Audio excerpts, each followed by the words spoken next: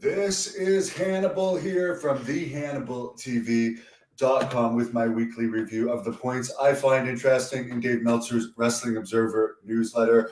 There's a lot interesting in this week's, and by the way, later today I'll be posting an interview on this channel, The Hannibal TV, with Dave Meltzer. So please subscribe. Nikki Bella's husband, of course, Nikki Bella also dated John Cena and Dolph Ziggler. Her real name is Nikki Garcia. Her husband, Atrim Shingavintsev, which I'm probably pronouncing wrong, was arrested in Uteville, California before 10 a.m. August 29th. Apparently due to domestic violence. It's unknown if this is against Nikki Bella or someone else in the family. Apparently there were injuries involved and the victim asked for total confidentiality. The family includes a 4-year-old son. They live in Napa Valley. They've been together since 2019. Sid Vicious, a good friend of mine, passed away this past week at only 63 after a battle of cancer. Also had COVID. Apparently it was brain cancer. His last recorded match was for my company, Great North Wrestling, August 5th, 2017, right here in Ottawa, Ontario, where it's very cold today. Very cold and dark. Sid had been with his wife nearly 41 years. He had 2 sons, Gunnar, who was also an independent wrestler at one point, and Frank, who was best known for season 14 of Big Brother, where there's actually a video of Sid and his family. And Sid was also a grandfather. You could search up Sid, Big Brother, and there's kind of a cute video of him and his family, which I think it even shows his monster truck in that clip. SmackDown tonight in Berlin, an arena that holds over 17,000, only has 11,600 tickets out. Pay-per-view tomorrow only has 12,600 out. So the first international TV taping of pay-per-view ever in Berlin, not anywhere close to capacity. WWE has been doing a European house show tour. They only had 2 house shows in the U.S. this summer, but they were in Rotterdam, Netherlands, where it's, from what I hear, the Netherlands is quite the party area, but it's not like anyone in WWE parties. Probably for the best. Only 4,485 fans, which I've never heard of them going to the Netherlands. So you can't really say. I mean, I don't know if that's considered a good crowd or not. They were in Brussels, Belgium, before 6,000, August 26th. Netherlands was August 25th.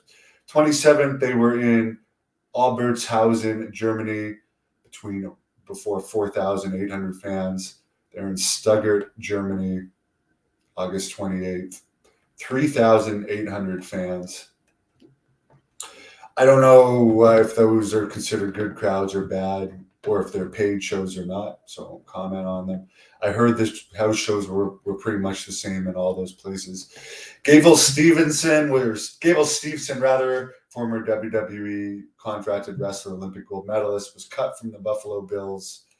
It's unknown right now if he's going to try to play college football, do MMA, or go back into amateur wrestling.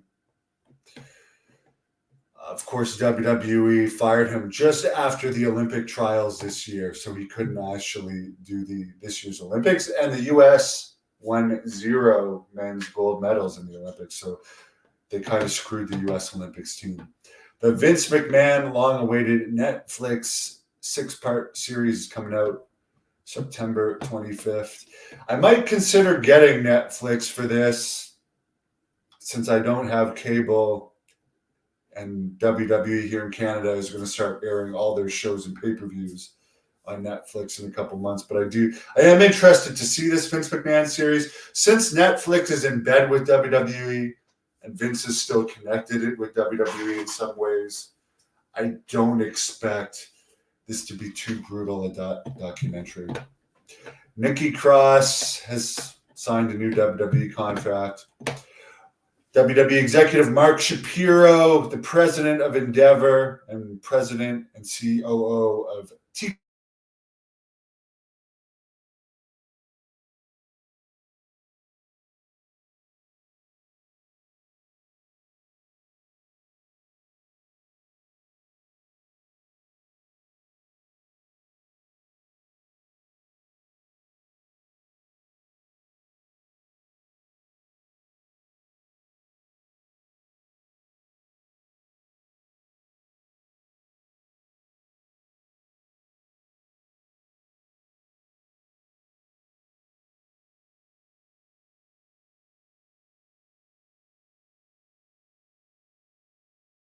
Expect this move to happen next spring. Although Meltzer brings up they might keep Orlando open and just have a second place in Vegas. It would also make sense in Vegas because they don't charge for tickets for NXT in Orlando. But in Vegas, for anyone that's ever been to Vegas, there's lots of like kiosks where you can get free tickets to stuff. And there's so many tourists that come to Las Vegas. If they start doing NXT tapings at the Apex, it will be very easy to fill. Also, as I mentioned before, flights to anywhere in the U.S. from there and back from Vegas are very cheap. Raw was in Providence, Rhode Island this Monday. By the way, I really like the food in Providence. I went there to the Rhode Island Comic Con a few years ago. Oh my God. As a guy that likes squid and seafood, that town has amazing food. 9,000 fans. AEW news coming off of Wembley Stadium. They only did a 0.22 rating for Dynamite, which was down, and they only had 2,000 fans, including comps, at an arena that holds 15,500 for Dynamite this week in Champaign, Illinois. So, I mean, they might be running stadium shows. They're not going back to Wembley next year, but we're seeing a consistent drop in the popularity of AEW. But they don't seem to be changing the people they're hiring or their booking practices. They just let's keep hiring these acrobat wrestlers and these Japanese wrestlers that nobody gives a damn about. Outside of Japan, where wrestling in Japan is at an all-time low, and people don't care about them because they're not over in the U.S. But let's just keep hiring these people. And first of all, they should fire a ton of their wrestlers because they don't even use a bunch of them.